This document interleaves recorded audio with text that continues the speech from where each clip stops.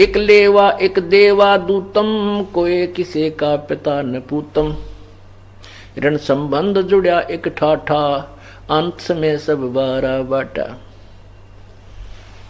पुण्यात्मा ये घबराना नहीं कि ये पुत्र हो गए फिर तो हमारे ये लड़ यार आगे, बेटी होगी ये भी लेना आगे, कोई बात नहीं, ये तो है, इसमें कोई डाउट नहीं। लेकिन अब हम परमात्मा की पावर से जुड़ गए, इनका लेन देन वो भगवान आसानी से करवाओगा। और इन बच्चों को भी राम नाम मिल गया, आपको भी मिल गया। ये परमात्मा आपके सूली को सूल में कांटे में टालने लग जाएगा। तो ऐसे ही आपको परमात्मा की शक्ति यानी बिजली का कनेक्शन मिल गया। अब ये चिंतित ना होना, अब तो ये तो है, इसमें तो कोई शक नहीं, बेटा और बेटी हमारे पिछले संस्कार से जुड़े हैं, ये नो डाउट। अब हमने परमात्मा की शक्ति का सहयोग मिल गया है, ये आसानी से निमट जाएंगे। हमें दुख ना होगा, कष्ट नहीं होगा। कैसे होगा? एक समय एक नगर के बाहर एक आश्रम बना हुआ था।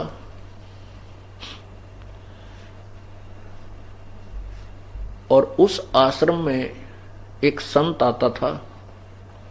वहां महीना, 1.5 महीना, 2 महीने वो रुकता था, फिर अपने दूसरे आश्रम में चला जाता था। जब वो संत उस ग्राम के आश्रम में आता था, जो गांव से थोड़ी सी दूरी पर था, जैसे ये बरवाला से सतलोक आश्रम इतनी दूरी पर वो था, वहां बहुत से भगतजन उनके शिष्य थे। जब संत जी वहां रहने के लिए कुछ दिन आते थे, सटे करते थे, सत्संग सुनाया करते थे, तो उस समय उस गांव के जो शिष्य थे, अनुयायी थे, भगत थे, उन्होंने अपना एक नियम बना रखा था कि एक दिन का भोजन एक व्यक्ति एक दिन का भोजन कराएगा, घर से बनाकर ले जाएगा, और महात्मा जी को और उसके साथ जो 2, 4, 10 शिष्य रहते थे उनको, उनका सबका भोजन वो एक ही घर से जाता था। तो ऐसे वो प्रतिदिन प्रत्येक का नंबर बंधा हुआ था।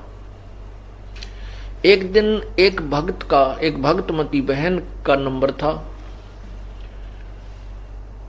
और उस दिन उसका दूध फट गया। अब एक संत जी आते थे 6 महीने में, 1 वर्ष में, और उस दिन 1 दिन 2 दिन उनके वहां रहते हुए 1 या 2 दिन टर्न आती थी, 1 या 2 दिन टर्न आती थी। तो उसमें हर एक व्यक्ति, प्रत्येक श्रद्धालु बढ़िया से बढ़िया भोजन बनाकर, बढ़िया से बढ़िया भोजन बनाने की चेष्टा करता था। तो खीर का भोजन सबसे उत्तम समझते हैं, तो खीर जरूर अवश्य बना के ले जाया करते थे। तो उसने खीर बनानी थी, उधर से उसका दूध फट गया, तो बड़ी चिंतित हुई। उसके एक बिल्कुल ही साथ में एक पड़ोसन ग्वांडन थी, वो विधवा थी, उसका इकलौता पुत्र था। उस बहन जो शिष्या थी भगत संत की, उस भगतमती ने सोचा कि इस पड़ोसन के दूध है, गाय दूध देती है या भैंस जो भी, और इससे दूध उधारा ले लेती हूं, इसको शाम को दे दूंगी। तो उसके पास गई कि बहन, कुशल मंगल पूछा। कुशल मंगल, क्योंकि किसी से कोई आइटम मांगने जाता है इंसान पहले भूमिका बनाता है। उस बहन ने जाकर के, उस भगतमती ने जाकर के उस बहन से कहा कि बहन कुशल है, बच्चे क्या कर रहे हैं? ये बात सुनकर वो विधवा बहन रोने लगी, बहुत बुरी तरह रोई। कहने लगी, बेबे बहन, मेरे से दुखी इस संसार में कोई स्त्री नहीं है, कोई औरत नहीं है। पहले तो पति की मृत्यु हुई, वो पहाड़ टूटा दुख का, और ये बच्चा अकेला मेरा एक पुत्र है,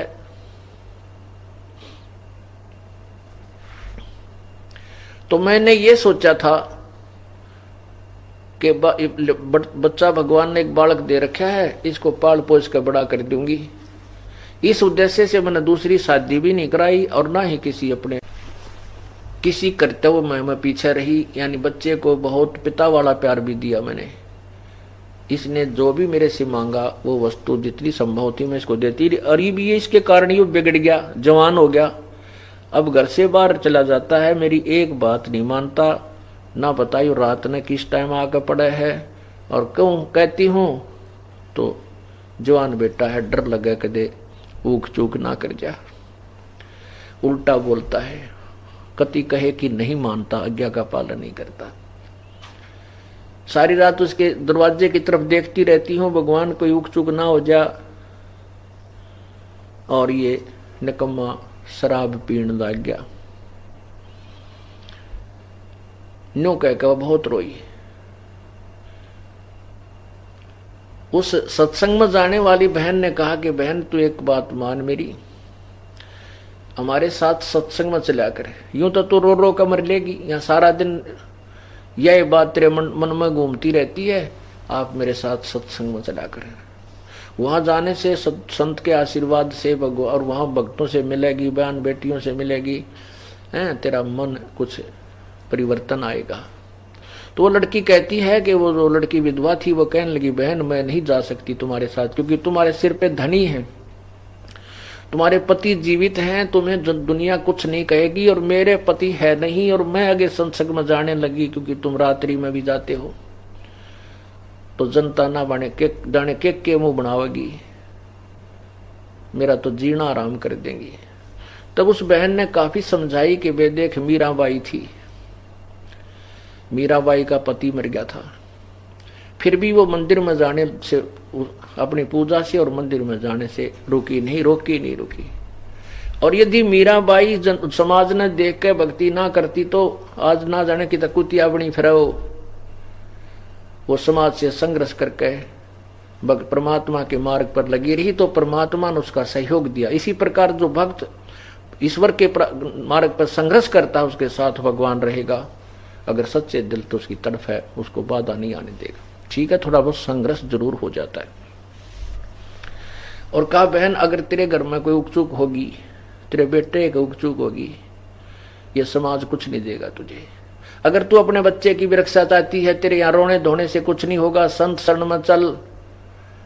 और प्रभु की कृपा से कहते हैं संत शरण में आने से आई टले बला, और जय मस्तक में सूड़ी होगा काटे में टल जा। तब तो मैंने बोली ना बेबे मेरे बस की बात नहीं, मैं नहीं कर सकती, तेरा शुक्रिया करती हूँ आपका जो तो मुझे शिक्षा दे रही है, बाकी मैं नहीं जा सकती। उस बहन ने कहा बहन मैं तेरे पास एक काम आई थी। तो वो बेटी जो विधवा थी वो कहने लगी बोल बेबे बहन क्या काम है, मैं क्या काम आ सकूं हूँ कि आज ऐसे ऐसे मैंने गुरुदेव का भंडारा देना था और मेरा दूध फट गया, मुझे दूध उधारा दे दे, तेरा सवेरा दे दूंगी जितना ले जाऊंगी। अब उस बहन ने दूध निकाल के और खुट्टी का टांग रखा था पूरा का पूरा। उस लड़की ने आप देखा ना ताब देखा, नो का नो उठा कर वो दूध बाल्टी का सारा उसके पात्र में डाल दिया जो वो लेकर गई थी। तो वो बहन जो सत्संग में जाती थी उसने कहा कि बहन कुछ तो रख ले, कुछ तो रख ले, तू सारा ही डाल दिया। नो बोली बहन मेरे जैसी पापात्मा और तो कुछ कर नहीं सकती, हो सकता महापुरुषों के मुंह पड़े मेरा भी उद्धार हो जाएगा, आज नहीं रखती मैं इतना भी, वो सारा ही दे दिया। अब वो बहन जो सत्संग में जाती थी वो सोचने पर विवश होगी कि अगर मेरे भी कोई मांगने आ जा दूध, सारा तो मैं भी कौन दूं, थोड़ा बहुत दे दूं, 1-2 गिलास, 2-4 लोटे, 2-4 किलो, सारा नहीं दिया जा सकता। ये तो पुण्य आत्मा है, कुर्बान आत्मा है, ये तो सचमुच हंस है, परंतु ज्ञान बिना दुख पारी है। यह सोचती सोचती वह सत्संग में आ गई, सतगुरु के पास, वह संतों के पास चलेगी। क्योंकि परमात्मा कबीर जी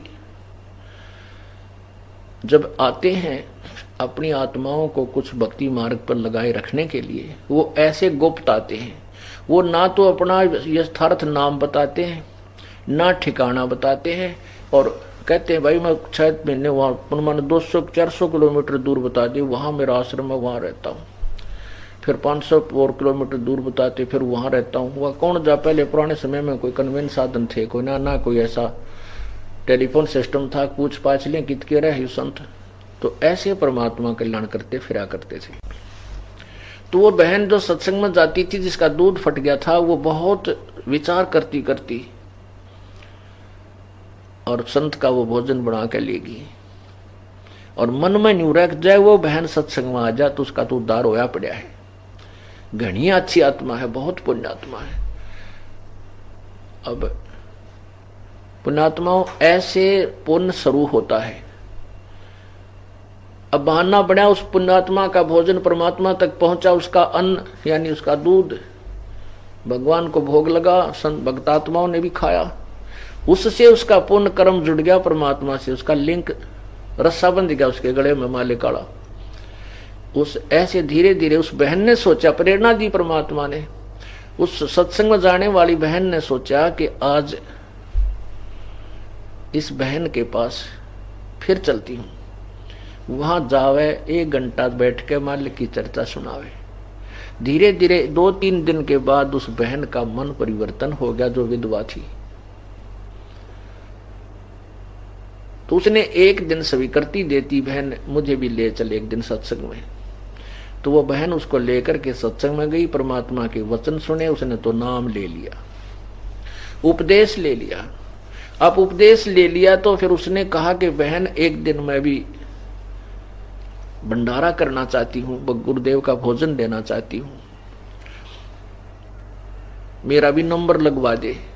अब वो नंबर उनके सबके फिक्स हो रहे थे और कोई देने को तैयार नहीं अपना नंबर, ना भाई मैं मुश्किल से 2 महीने में नंबर आया है और मैं नहीं दे सकती, हम नहीं दे सकते, हम भोजन करावाएंगे। तो उधर से उस बहन का दोबारा जब टर्न आई, वो कहने लगी बहन डट जा 2-4 दिन, अब के मेरा जो टर्न आएगा उसमें से एक समय का भोजन तू करवा देना। पुण्यात्माओं वो दिन आया, उस बहन ने उस विधवा बहन को कहा कि आज शाम का भोजन तू बना ले बहन, आप ले आना। तो उसने बड़ी खुशी मनाई और फुल्ली नहीं समावे, सारे चूल्हे लीपे, नहा धोकर स्वच्छ कपड़े पहन कर संत का भोजन तैयार किया, खीर बनाई, 2-3 प्रकार की सब्जी बनाई। अब क्या हुआ, उसका इतना तेज बुखार हो गया कि उसकी हिम्मत नहीं रही 10 कदम भी चालने की लड़की।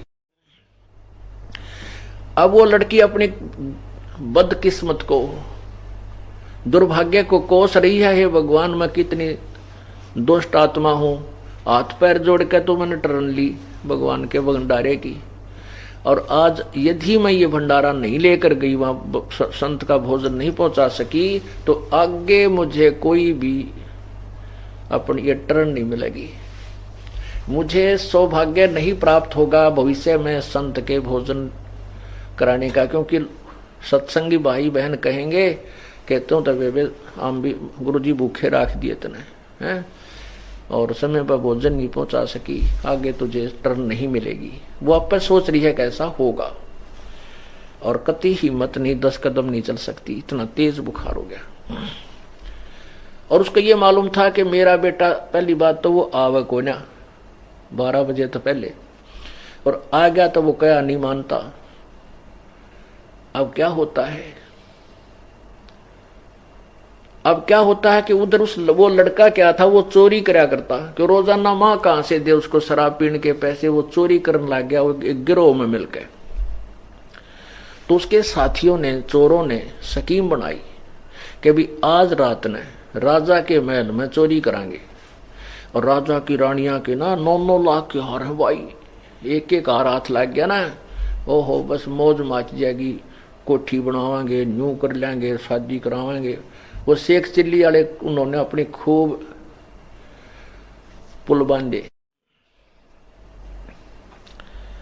तो उन्होंने अपना प्रोग्राम तय कर लिया कि रात ने 12 बजे वहां मंदिर में आ जाना और वहां 12 बजे के बाद फिर चोरी करने इकट्ठे चलेंगे। अब वो लड़का इसलिए वो जल्दी आ गया, खाना खुना खा लूं और फिर रात ने वहां चलना है। वो लड़का आ गया शाम को वक़्त से। उसकी माँ ने कहा बेटा एक काम कर, आज तो मेरा सारी कहानी बताई कि मैंने ऐसे ऐसे गुरुजी के भोजन का आज नंबर ले रखा है और आज मेरा बुखार हो गया बेटा देख। उस लड़के ने हाथ पकड़ कर देखा, माँ का बुखार बहुत तेज। कहा माता जी, माँ आपका तो बहुत तेज बुखार है, सचमुच आप तो आग की तवे की तरह गर्म हो, आप विश्राम कर लो। उसकी माता जी ने कहा ठीक से बेटा मैं विश्राम कर लूंगी, पर तू एक मेरा काम कर दे। आज मैंने गुरुदेव का भंडारे यानी भोजन के लिए समय मांग रखा, यार यह भोजन तैयार कर दिया पुत्र, मैं जा नहीं सकती, मेरा चला नहीं जाता, आप ये भोजन उस आश्रम में दिया पहुंचा दो। अब वो लड़के ने सोचा 7 बज गए, 7 शाम के 7:30 बज रहे, गर्मियों के दिन थे, 7:30 8, और जाऊंगा वहां मन मानो 1 घंटा लग गए, 2 घंटे लग जाए, और कहीं ऐसा ना हो कि मैं उस चोरी वाले गिरोह में, चोरी वाले जो रात्रि के प्रोग्राम थे जो ना, वंचित ना रह जाऊं। इस बात से वो कहने लगा मैं ना जाता। उसकी माँ बोली बेटा आज मेरा यू काम कर दे, तेने जिंदगी में काम नहीं कहूंगी, आज मेरा यू कार्य कर दे बेटा, तेरा हाथ जोड़ू मैं। पर वो ना माना, नाड़ी ने बोले ना मैं ना जाता। और उसको उल्टा माँ को कहता है कि माँ तुम वहां मत जाया कर सत्संग में, दुनिया बिरना के कहे तेरे बारे में, मैंने बहुत ऊंची नीची सुननी पड़ती है। वो दुष्ट आत्मा स्वयं चोरी करे, दारू पी, और माँ ने जो सत्संग में जाओ उसको लाना दे, तो वह माँ बहुत बुरी तरह रोने लगेगी। ये भगवान इस जीवन का अभी सोचा था कि शायद ये जीवन अब सफल होने की तरफ चल रहा है, मालिक कि मैं इतनी निर्भाग औरत हूं, आज के बाद मेरा सत्संग में जाना भी नहीं बनेगा, क्योंकि मैं के मुंह दिखाऊंगी वहां जाकर के, कैसे जा सकूंगी। ऐसे सोच कर बहुत बुरी तरह रोने लगी। तो लड़के ने फिर दया आ गई कि माँ तो बहुत बुरी तरह रो रही है, हिसाब लाया जल्दी जल्दी जाकर दे आऊंगा, 2 घंटे लग जाएंगे, गणे गणे 8 बजे हैं, 10 बजे तक आ लूंगा। तो कहने लगा ला माँ दे, क्यों रोए है, मत रो, मैं पहुंचा देता हूँ आपका ये भोजन। उन्होंने बांध कर दर रखा था, वो पकड़ा लिया, अगले बेटा तेरा बुलाओ ले जाए इसने। तो वो संत के वहां आश्रम में पहुंचा, और उससे पहले वो बहन जाती थी ना, गुरुजी का आगे का प्रार्थना करा करती है, हे गुरुदेव, हे महाराज जी, मेरे बेटे ने शरण में ले लो। सो संत कहा करते, गुरुजी परमात्मा कहते थे बेटा आप लगी रहो, आपके लगे रहने से जब पुनः प्रवेश होंगे आपके घर में, बच्चे की बुद्धि भी भगवान बदल देगा। तो वह लड़की इसी उद्देश्य से बार बार प्रार्थना करती थी, प्रतिदिन एक ही रट ला रखी थी। अब उस दिन देखा कि वो ही लड़का उसी बहन का, रामो का, और रोटी खाना लेकर आया है। तो वहां सेवा करदार और बहन बेटी जो जाते थे भक्त, उन्होंने गुरुदेव से कहा गुरुजी आज तो वो रामो वाला लड़का आ गया, आपने बड़ी दया करी। हे परमात्मा, बेचारी बहुत दुखी थी, गढ़ा निकम्मा बालक था, बिगड़ रहा था, कति शराब पीवे और माँ का क्या नहीं माना था, आज तो आपकी रजा होगी, ये आपका भोजन लेकर आया है। तो महात्मा ने सोचा वे भगवान तले सुनता ही है कभी ना कभी, जो सच्चे दिल से पुकार करता। अब उन्होंने पूछा भाई महाराज जी कहाँ हैं? वो भगत कहने लगे भाई बैठ जा, स्नान करने गए हुए हैं, अब स्नान करके आवेंगे फिर भोजन करेंगे। अब संत जी स्नान करके आए, आसन पर बैठ गए, वो जहाँ भोजन करते थे। तो वो लड़का भी बोला ले महाराज जी भोजन खा ले। उस जो भगत थे उन्होंने उस लेकर उस लड़के से थाली में मालिक संत के सामने परोस दिया। संत जी ने सोचा वह बेटी बहुत दुखी है, इस बच्चे ते थोड़ी सी देर इस बालक ने समझा दूं, इसको कुछ ज्ञान दे दूं, बस तो रुकेगा नहीं, क्योंकि इसकी जल्दी जाने की नीयत है। तो संत जी भोजन आगे रखा हुआ है और उसको उपदेश देने लगते हैं, बेटा माता पिता की आज्ञा का पालन करना चाहिए, और ऐसी माँ नहीं मिलेगी जो बच्चे को भगत बनावे। और बेटा शराब पीना बहुत पाप है, शराब में ये अवगुण होते हैं, ऐसा होता है भगवान की भक्ति ना करने से इतने कष्ट आते हैं। वो लड़का कहता बाबा जी रोटी खा ले जल्दी, मैं तेरा प्रवचन सुनना आया, मैं तो मेरी माँ दुखी हो रही थी इसलिए तेरा ये टिकड़े लेकर आया हूँ, खा ले जल्दी, मेरे बर्तन दे और जाऊं। वो इतना नाड़ी था। तो वो संत जी मन मन में सोचते हैं भाई वाले बेटी ठीक कर हो, तो कति दुष्ट आत्मा है, इसका तो 1% भी ना शर्म ना लिहाज, बड़े छोटे की भी कोई ना। तो संत जी अपना रोटी खान लागे कि माथा मारो डांगर गेला। तो उसने संत जी ने खाना खा लिया। खाना खाने के बाद कहने लगे भाई बर्तन साफ कर दो और इस बच्चे ने दे दो, वो जो दूसरे सेवक मारे थे। वो लड़का बोला, उसने सोची ये आध घंटा धोआ दाई करेंगे, यूं बोला ला मेरे न्यू के न्यू पकड़ा, मनवार हो से देर होती है। वो यूं के यूं उठा कर जूठे साचे बर्तन बांध कर बस स्पीड तो चल पड़ा। क्यों, उसने तो रात के 12 बजे दिखे थे, वो रानिया के हार दिखे थे नालायक ने। तो वो बहुत जल्दी जल्दी चला आ रहा था। रास्ते में उसके पैर में कांटा लग गया, अच्छी लंबी बबूल की का कांटा, यानी वो सूल चल गई पैर के अंदर, घुस गई, पूरी टूट गई अंदर। अब इतना दरपीड़ा होने लगी उसके कि एक पैर से वो लंग करने लग गया और धीरे धीरे पैर टेकता हुआ एक पैर का एक हिस्सा लंग करने वाले पैर का कितना कितना टेक के वो चल रहा है। जब वो माँ अपने घर पर पहुंचा तो बर्तन जाकर पटक कर मारे और माँ को खरी खोटी सुनाने लगा। वो नालायक कहने लगा कि आज गया था तेरे सत्संग में, बना कर दी बात, गुरुजी ऐसे कर देते हैं, भगवान के दरबार में जानते नो हो जाए, ठीक हो जाए, फलान हो जाए, ये सब बकवाद है। और आज मेरे पैर में कांटा लग गया, वहां गया था, आज पाछा मुंह भी ना करूं तेरे सत्संग का, ना चाहे भूखा मरो तेरा गुरुजी है। आज मेरा पैर में कांटा लग गया, मेरा चलिया भी ना जाता। तो वह माई ने सोचा ये भगवान देख किसे दुर्भाग्य मेरा, हे परमात्मा इसका ये कांटा भी आज लगना था, ईसा को मारना मन न जान देना आप जाओ आज के बाद। देखिया के हुई मेरी माड़ी किस्मत ने, अपनी किस्मत ने रो रही है कि भगवान यू के बनी, हे परमात्मा इसका यू कांटा लग गया, यू तो घना निकम्मा बालक से। तो उसने फिर उठी बेचारी ने, पहले जैसा भी देसी ट्रीटमेंट घर में हुआ करता, तेल पानी का फोआ सा बना कर उसका बांध दिया कि बेटा सवेरे कांटा निकलवा दूंगी। अब दोनों माँ बेटा अब वो जा नहीं सका चोरी करने के लिए कि उस पर चला जाना भाग्या जाना, वो नहीं जा सका और सारी रात इधर उधर बकवाद करता रहा, माँ ने खड़ी खोटी सुनाता रहा। क्यों, उसको तो माया दिखा थी चोरी वाली। उधर से उसके साथियों ने 12-1 बजे तक इंतजार करी, वो तो नहीं आया, चलो हम चलते हैं चोरी कर। वो चोरी करने चले गए, राजा के महल में घुसने की चेष्टा करने लगे तो वहां सिपाहियों ने उनको पकड़ लिया, अरेस्ट कर लिया और सुबह राजा के दरबार में पेश किया। मंत्रियों ने कहा कि राजन ये इतने खूंखार व्यक्ति हैं, इतने खूंखार डाकू हैं, चोर हैं, जब राजा के महल में चोरी करने का डेयर कर सकते हैं, हौसला कर सकते हैं, जनसाधारण को ये नहीं बख्शेंगे, इनको कठिन से कठिन सजा दी जाए। राजा ने आदेश दे दिया कि आज शाम को 4 बजे इनको सूली तोड़ दो।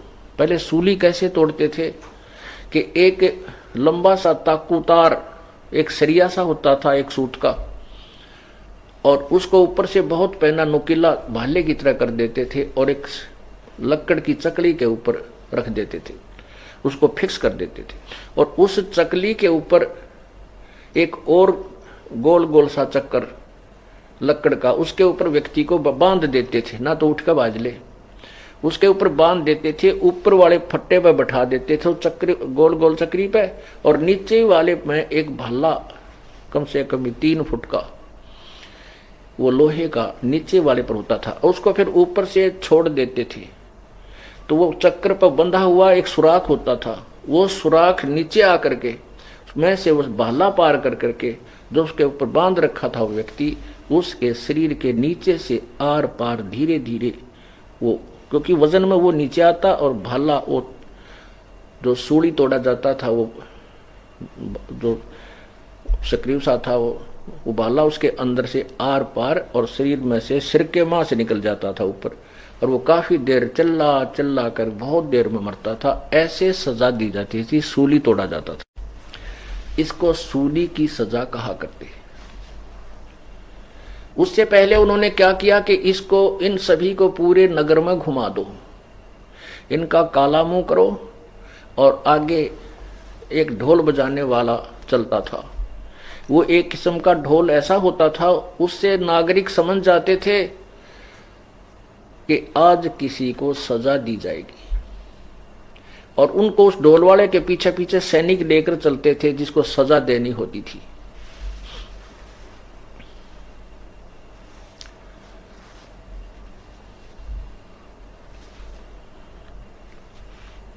तो वो गांव नगर में एक चारों तरफ गली गलियों में घुमाते थे। तो उन 4-5 जो उनके साथी थे उस लड़के के, उनको सजा दे देगी, 4 बजे सूली तोड़ा जाएगा और अब इनको सब ग्राम में घुमा लो। तो सुबह सुबह 8-9 बजे 10 बजे सी उनको पूरे नगर में का गुमान लग रहे, वो ढोल बाजता हुआ चल रहा है। तो उस समय सभी ग्रामीण अपने अपने घरों से बाहर निकलकर देखा करते, आज किसको क्या सजा मिलेगी, कौन है जिसको आज सूली की सजा मिलेगी। तो उसकी मां ने सुबेरा, उस लड़का जो उन चोरों का साथी था, उस विधवा बहन का पुत्र था जिसको कांटा लग गया था, तो मां ने सुबेरे उठकर वो कांटा निकाल दिया। उसके बाद जब वो ढोल बजता हुआ आया, दोनों मां बेटा घर से बाहर निकलकर गली में खड़े हो। जब वो गली में से निकले, उसके साथी उस लड़के ने पहचान लिए। वो पुलिस वाले उनका डंडे मारे और कहें आवाज लगाओ। वो क्या कहते, हम चोर हैं। क्या बोल रहे हैं, हम चोर हैं, हम चोरी करते हैं, हम पापी हैं। आज रात्रि में हम राजा के चोरी करने गए थे, उसके प्रतिफल में आज 4 बजे सूली तोड़ा जाएगा। कोई सुनता हो तो कोई भी चोरी ना करियो, कोई पाप ना करियो। नो करते हुए जा रहे हैं और पुलिस वाले उनका डंडे मारते हुए चल रहे। जब उस लड़के ने देखा कि तो मेरे वाले साथी हैं, और वो आगे को चले गए, वो तो कहते कहते। अब मां अपने अंदर आकर काम लागी। अब वो लड़का बहुत सतब्ध रह गया। वो तेरा गजब हुई, आज तो तू भी सूली टूट जाता, आज तेरी मृत्यु थी। यदि तू ये तेरा कांटा ना लगता तो आज तेरी भी मृत्यु थी। अब पुण्यात्माओं, जब तक मृत्यु ना दिखती ना, इतने ये इंसान बकवास बहुत करे, और जब मौत दिखाई दे इसका कति पसीने छूट जाते हैं, कोई भी चाहे राष्ट्रपति क्यों ना हो। तो उसने सोचा, उस समय इसका सारी बात याद आई, तो अंदर आके अपनी मां से बोला, मां रोने लग गया बुरी तरह। क्या हो गया बेटा? अपनी मां के सीने से चिपट गया और रोए रोए। उसकी मां बोली, बेटा क्यों रोए है? तक कांटा भी निकलवा दिया तेरा, क्या पीड़ा है मेरे चांद बताइए। ने बोला, मां बुलाओ तेरे गुरुजी का, और बुलाओ तेरे सत्संग का, उसका भोजन लेकर गया तेरे संत का। और मुझे अगर कल कांटा ना लगता, ये मां तेरा बेटा नहीं था, तेरा बेटा आज सूली टूट जाता। हे मां, तू किसके सहारे रहती? मतलब उस समय इतनी मार्मिक बातें कह रहा हुआ, मां भी रोने लगी। अग बेटा, मेरा बेटा क्यों सूली टूटे? सूली टूटे वो चोर जो चोरी करते हैं, मेरा बेटा चोर थोड़ा ही है। उन्होंने बोला, मां हाँ तेरा बेटा चोर भी हो गया था, मां मैं इनके साथ जाना था, और इसी कारण से मैं आपके संत की रोटी नहीं देने जाऊं था, कहीं मैं पीछे ना रह जा। और जय कल मेरा सूली या सूल ना लगती, कांटा नहीं लगता, मां तेरा बेटा नहीं था। तब वो मानो करी नकम्मे, चल शराब तो तू पिया करता, अरे दुष्ट तो चोरी भी करने लग गया था। हक मां कति गिर गया था मैं, और कान पकड़ता हूं दोनों, आज के बाद कोई बुराई नहीं करूंगा, और अपनी मां के साथ सत्संग में जाया करूंगा। बोलो सतगुरुदेव। तो परमात्मा कहते हैं, बंदी छोड़ अपनी महिमा। आप बताते हैं कि संत शरण में आने से आई टले बला, और जय मस्तक में सूड़ी होगा काटे में। अगर आप ये वीडियो YouTube पर देख रहे हैं तो हमारे चैनल को सब्सक्राइब करें और बेल आइकन को दबाना ना भूलें। अगर आप Facebook पर ये वीडियो देख रहे हैं तो हमारे पेज को लाइक करें।